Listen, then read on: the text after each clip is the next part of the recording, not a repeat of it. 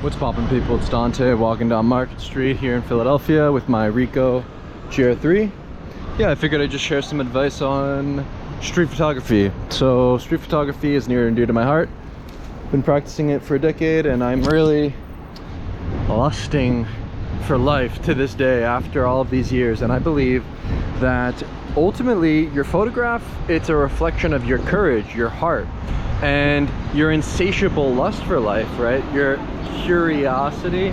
Yeah, this is the ultimate thing that will propel yourself out there into the unknown, onto the street, where the street becomes a canvas. The street is a stage, and the actors upon this stage become a part of my drama, where I am the conductor and the actor, participating as this life unfolds, right? The candid nature of street photography is what makes it so enticing, where you cannot predict the spontaneous nature of the streets.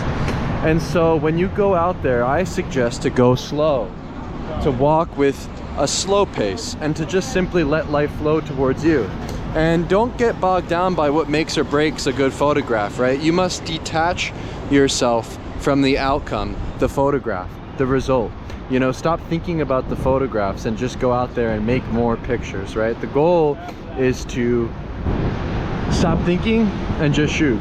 And I think that photography in general, it requires repetition. It requires you to go out there and to practice. So I suggest practically sticking to a compact digital camera similar to this Ricoh GR3, or just get the exact camera, the Ricoh GR3.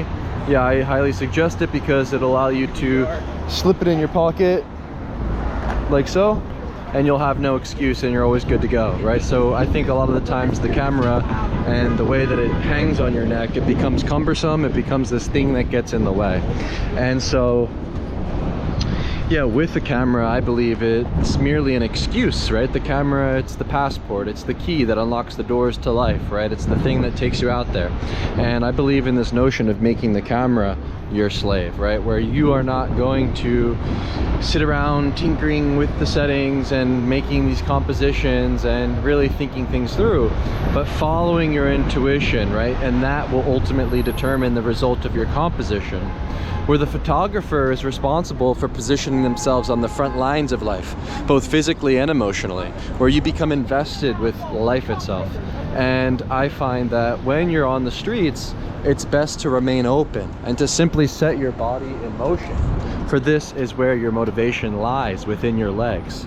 And when you have no preconceived notions of what you will find, you'll be surprised, right? You just have to open your eyes. For this visual game, street photography is also a physical pleasure, where you move your body through the world and the world will deliver beauty to you, right? You will articulate this unknown, this chaos, and put order to it through trial and error, right? You're gonna fail probably 99% of the time, but the 1% that you wind up being successful, you know, it's a rewarding process. And I think when you detach yourself from the result, you will find yourself in this joyous, blissful state, where street photography requires lots of time. It requires you to be out there and to always be prepared, right? So I just, as a practical suggestion,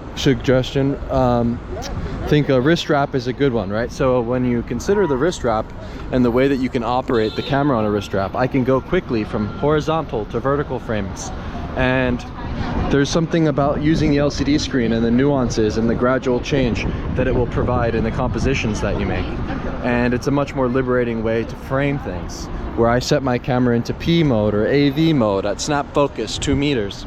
And what this allows me to do is simply wield this camera like a sword, striking through the heart of chaos, revealing the soul of the street, and create visual order and harmony from the spontaneous nature of life, without the need to operate the camera technically, without the need for me to make this conscious decision on how I'm gonna frame things. But I just walk around and snap away, and I find that this is the most liberating way to approach street photography, right? Where you're in the zone, you're in that flow state, right? That's where you wanna be.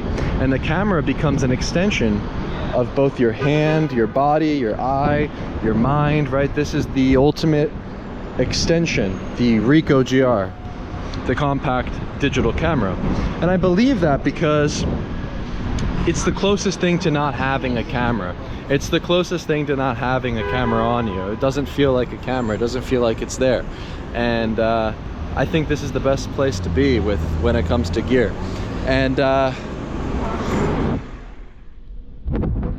yeah, honestly, when it comes to street photography, I believe that anything's fair game.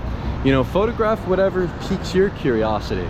And remember the ultimate goal, right? Like, there are no rules, there are no guidelines, there's no, you create your own, right? And yeah, the best piece of advice is to recognize the goal, right? What is the goal? Right, the goal is endless. You're gonna be photographing until the day that you die. But the real goal, it's to increase your curiosity by 1% each day, by 0.0001% each day.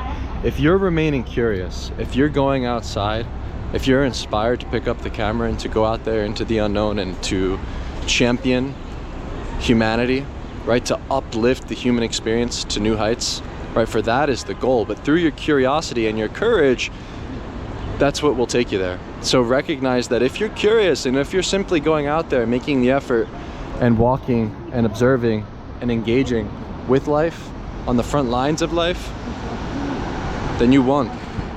You are successful. You've reached the goal. That's all there really is. From there, just let the chips fall as they may and just embrace the spirit of play.